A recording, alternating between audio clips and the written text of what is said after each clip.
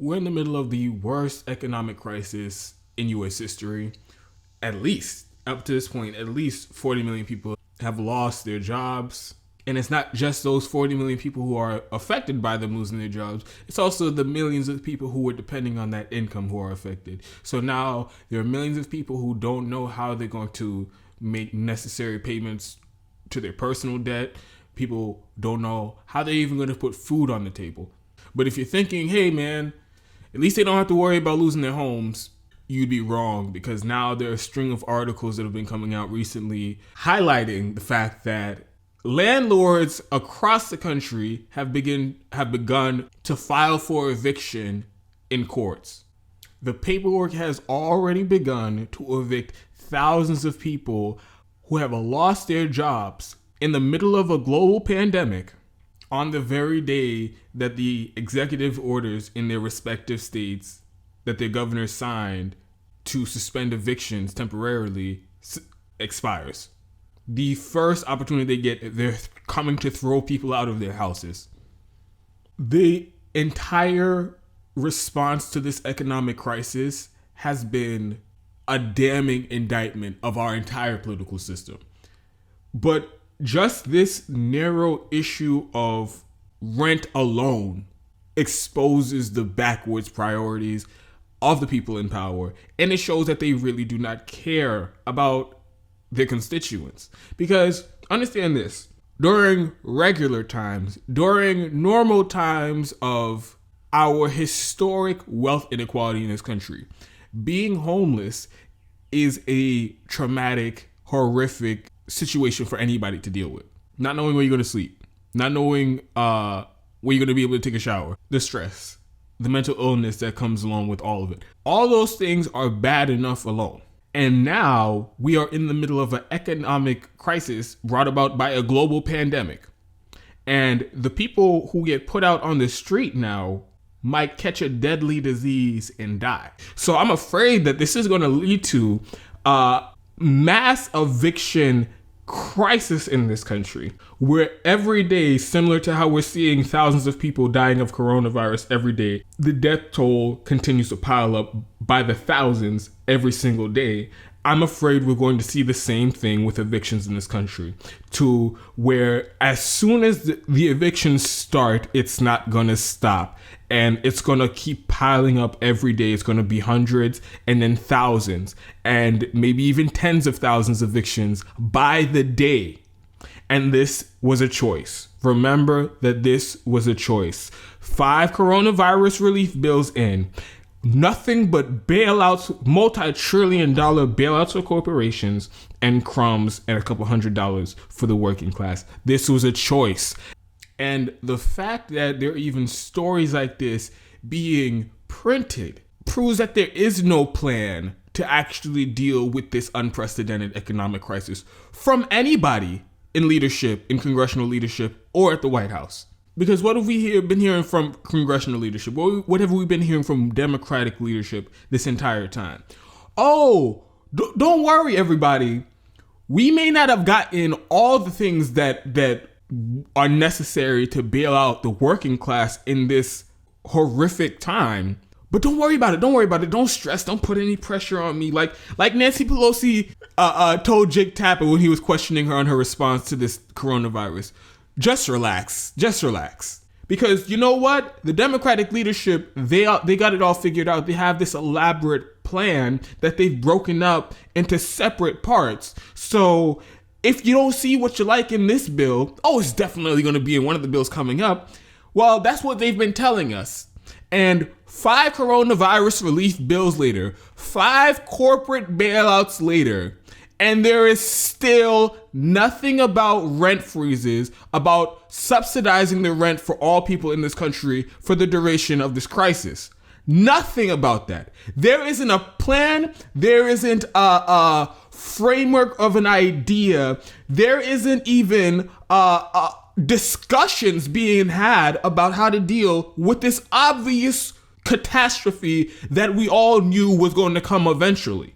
So like I said, all this talk, all this delusional fantasy that's being perpetrated in the mainstream media and by congressional leadership to try to tamp down people's concerns and try to make it seem like these are serious people who have a lid on this situation, and there are serious plans to address this in a series of steps.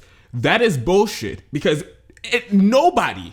And if you were crafting a plan, a serious long-term strategy to deal with this crisis, you were addressing a unavoidable rent and eviction crisis would have been one of the top priorities, would have been the top things that were dealt with in any type of national long-term national strategy to deal with this crisis. And the fact that they haven't means that there is no strategy. So what all these different coronavirus, my interpretation of what all these different coronavirus relief bills are now, and it's becoming crystal clear, is, like I said, there's not a strategy to break it up into different multi-trillion-dollar parts, and then we can focus on different issues and different bills.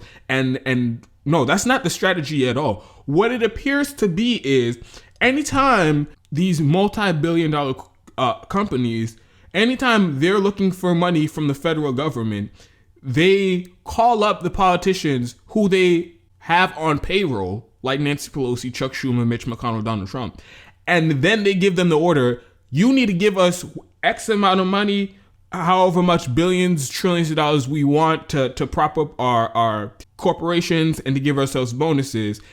And I feel like the congressional leadership is just taking orders from them.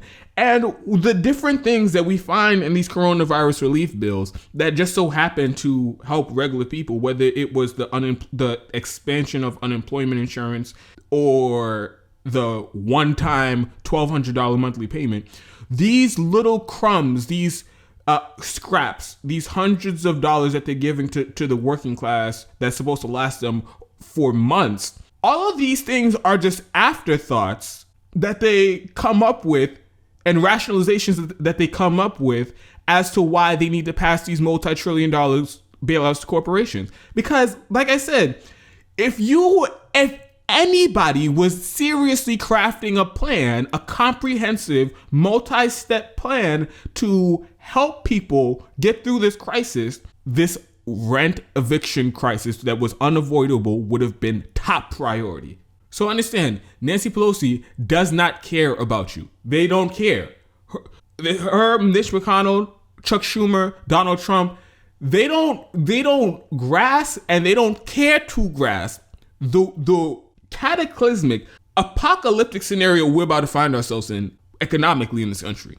To them, and all the people they know, all of their friends, anybody who's in their circle, they're all multimillionaires. Nancy Pelosi has over $100 million in net worth.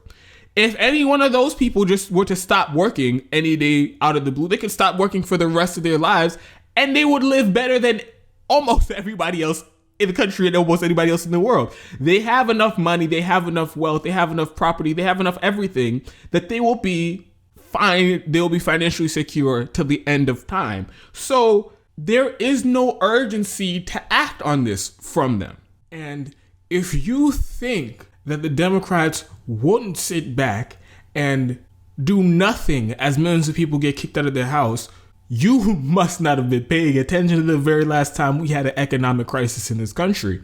Back in 2008, after Wall Street banks crashed the economy because they defrauded their customers and manipulated the entire financial system, the Democrats were their accomplices before, during, and in the recovery after the crisis.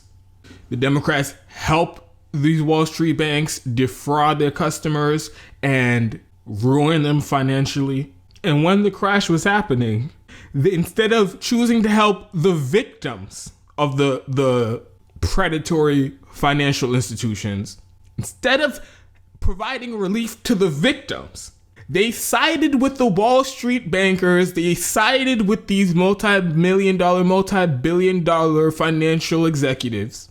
let them all off the hook, gave them billions of dollars, trillions of dollars, no strings attached, which those very same executives gave themselves bonuses with, and allow those same people to kick out the regular working class people who were victimized by them, so they can sell those very same properties, provide even more fraudulent loans and mortgages to unsuspecting people to continue the vicious cycle that they created.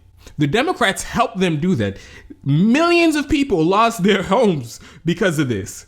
You think they're going to behave any differently now without a tremendous amount of public pressure to push them in that direction? Last time they found a way to rationalize bailing out the perpetrators of the economic crisis. This time, the real estate developers and the Wall Street banks, they're not even the direct cause of this financial economic crisis. So I don't put it past them to side with these very same industries again, even if it means kicking out millions of more people out of their homes in the middle of a pandemic. And the only way that the Democrats or the Republicans, the only way that politicians are going to do anything different is if there is mass pressure, organized protests and strikes to force their hand. Because like I said, like I pointed out clearly, there is no plan here.